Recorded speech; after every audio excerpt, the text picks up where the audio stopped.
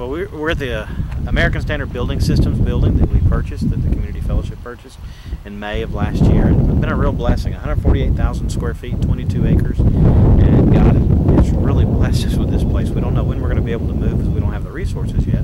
But one of the things, as you saw in the newspaper, is this proposed homeless shelter. So there's a possibility that it may be built on a piece of property like this or another in our community. But there's a need. We know there's a need. That's kind of why the Community Fellowship is around, is to find a need and fill it, find a hurt and heal it. But rural homelessness looks so different from urban, I guess you would call homelessness. When you go to Richmond or go to Greensboro, somewhere like that, you're going to see folks that are camped out at the front of under a bridge, you know, and you have a little bit of that here, but not very much, but on park benches and stuff like that.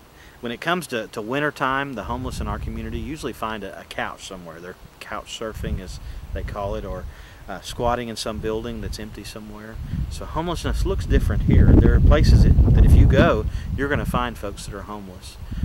And again, Citizens Against Family Violence has a shelter for women, and they are a family violence shelter, but they also take care of homelessness for kids up to 18 as well as women. But there's nothing here for men. The closest is in Danville with the House of Hope, great people there, or the Roanoke Rescue Mission that helps folks. So we believe that God has called us to open this shelter for men as well as for families one day, right now for men. It'll be a permanent 24/7 kind of shelter. And again, the reason why we believe this is what we're supposed to do is because people need help. They don't just need a roof over their head or a meal right now. They really need a chance to take a break, take a breath, and to find support.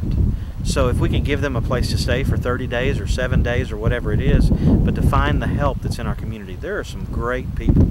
Been reading on Facebook some of the things that people said about different articles and pictures this week. Martinsville's a great place. Even with the economic downturn, there are resources, and there are great people who are ready to help others. And that's really what we need to do, is we need to connect somebody that's hurting and that has a need to somebody that has the resources or who has the heart to help them.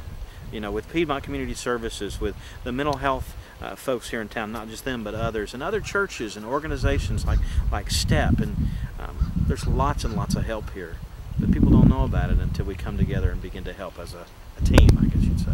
True miracles are the dedicated people whose care and commitment to service excellence make a difference in the lives of Martinsville, Henry County residents and in our neighboring communities, one patient at a time.